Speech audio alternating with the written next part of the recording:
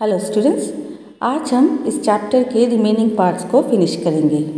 Plant 5 types के होते हैं। ये 5 टाइप्स कौन कौन से होते हैं? जैसे trees, shrubs, herbs, creepers and climbers.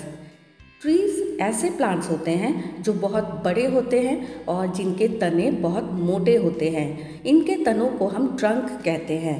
इनके तने जो हैं वो ब्राउन कलर के होते हैं, बहुत मोटे होते हैं और ब्राउन कलर के होते हैं। ट्रीज के एग्जाम्पल्स हैं mango tree, banyan tree. Next जब हम देखते हैं श्रब को, तो श्रब्स जो होते हैं वो ट्रीज से छोटे होते हैं। इनके तने जो होते हैं ये पतले होते हैं, लेकिन ये भी ब्राउन कलर के होते हैं। इनके वुडी स्टेम होते हैं। वुडी मतलब जो ब्राउन कलर के स्टेम होते हैं, तो इन्हें हम श्रब्स कहते हैं।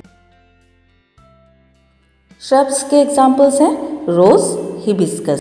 नेक्स्ट हम बढ़ते हैं हर्ब्स की तरफ।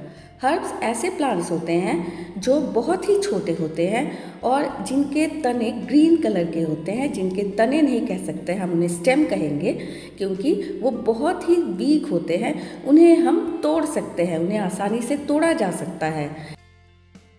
हर्ब्स के एग्जाम्पल्स हैं mint, coriander.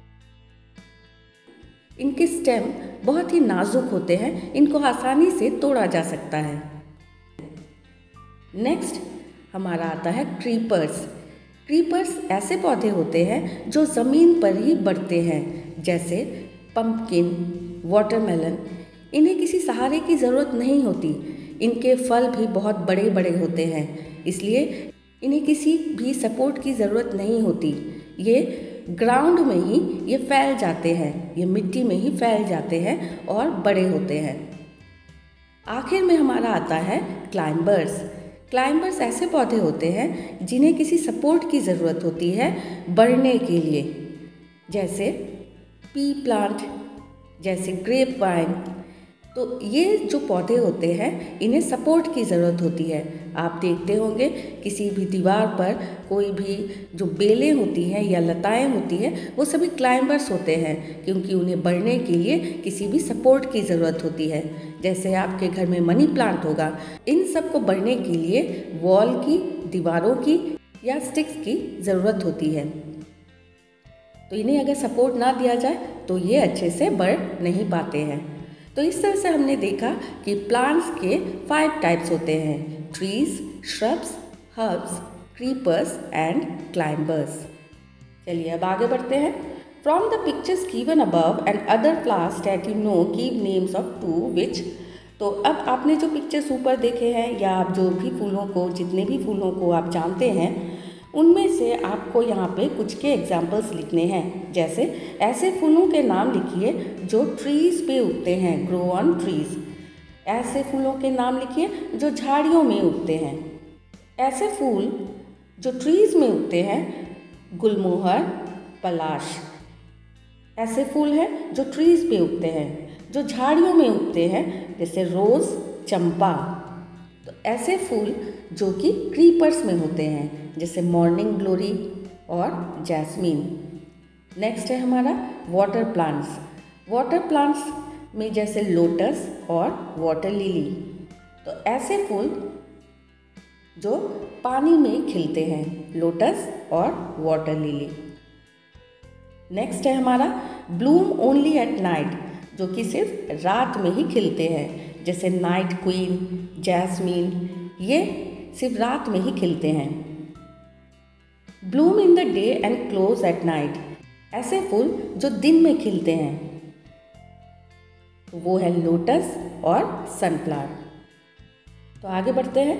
Which flowers can you recognise by their scent even with your eyes closed. ऐसे फूलों के नाम लिखिए जिनको आप आंख बंद करके भी उनकी खुशबू से पहचान सकते हैं, जैसे रोज़, जैस्मीन। तो इनको आप अपनी आंखें बंद करके भी इनकी खुशबू से ही आप इन्हें पहचान जाएंगे। Next, which flowers Bloom all the year round. कौन से फूल पूरे साल ही खिलते हैं, जैसे मैरीगोल्ड, हिबिस्कस, जिसे हम चाइना रोज़ भी कहते हैं। तो ये जो फ्लावर्स होते हैं ये पूरे साल ही खिलते हैं। नेक्स्ट है विच flowers Bloom only in certain months, ऐसे कौन से फ्लावर्स हैं जो साल के कुछ महीनों में ही खिलते हैं? तो flowers like Magnolia and poppies Bloom in June, daffodils Bloom in February. तो मैग्नोलिया और पॉपीज ये जून के महीने में ही खिलते हैं, जबकि जो डैफोडिल्स होते हैं वो फरवरी के महीने में खिलते हैं। आर देयर एनी ट्रीज और plants which never have any flowers, क्या ऐसे भी पौधे या ट्रीज होते हैं जिनमें फूल ही नहीं लगते हैं, फूल खिलते ही नहीं हैं? Yes, ferns and money plants do not bear flowers, ferns और मनी प्लांट्स में फूल नहीं खिलते हैं। वाई दिस, ऐसा क्यों? Have you ever seen a board like this put up anywhere, क्या आपने इस तरह के बोर्ड को देखा है कहीं पे? डू नॉट प्लक फ्लावर्स, फूल तोड़ना मना है, इस तरह के बोर्ड आपने देखे हैं? तो आपने इस तरह के बोर्ड कहाँ पे देखे हैं? Yes, I have seen this type of board in the gardens and in public parks, मैंने इस तरह के बोर्ड गार्डन्स में और पब्लिक पार्क्स में देखा है, जहाँ पे इस तरह के बोर्ड में लिखा होता है डू नॉट प्लक फ्लावर्स, फूल तोड़ना मना है। Do people pluck flowers even when this board is there, इस बोर्ड के लगे हुए होते भी क्या लोगों को आपने देखा है फूल तोड़ते हुए? क्या लोग फूल तोड़ते हैं? Yes, people do usually plug flowers even when they see this board placed. हाँ, इस बोर्ड के लगे हुए होते हुए भी लोग फूलों को तोड़ते हैं, है ना। आपने देखा होगा कि लोग रूल्स को नहीं मानते हैं तो वो फूल तोड़ते हैं, तो ये बिल्कुल ही गलत बात है। तो why do you think they do this, आपको क्यों लगता है कि वो ऐसा क्यों करते हैं? वो देखते हैं बोर्ड में इस तरह का रूल लिखा हुआ है या इस तरह का कुछ इंस्ट्रक्शन दिया गया है, फिर भी वो क्यों फूल तोड़ते होंगे? तो they do this as they do not respect the rules, वो ऐसा करते हैं क्योंकि वो रूल्स को मानते ही नहीं हैं, रिस्पेक्ट ही नहीं करते हैं। और कुछ लोग तो ऐसे होते हैं जो मज़े के लिए ही फूलों को तोड़ते हैं, है ना। तो ये बहुत गलत बात है, इस तरह से फूलों को नहीं तोड़ना चाहिए। शुड दे डू दिस, क्या उन्हें ये करना चाहिए? क्या ये अच्छी बात है? No, they should not do this, नहीं, उन्हें ये नहीं करना चाहिए, है ना। जो गार्डन या पब्लिक पार्क्स हैं वो फूलों की वजह से ही बहुत ही ब्यूटीफुल नज़र आते हैं। तो अगर फूलों को ही लोग तोड़ने लगे, ये सब जो जगह है इनमें सुंदरता ही नहीं रहेगी। What would happen if everybody pluck flowers, तो क्या हो अगर हर कोई फूल तोड़ने लगे?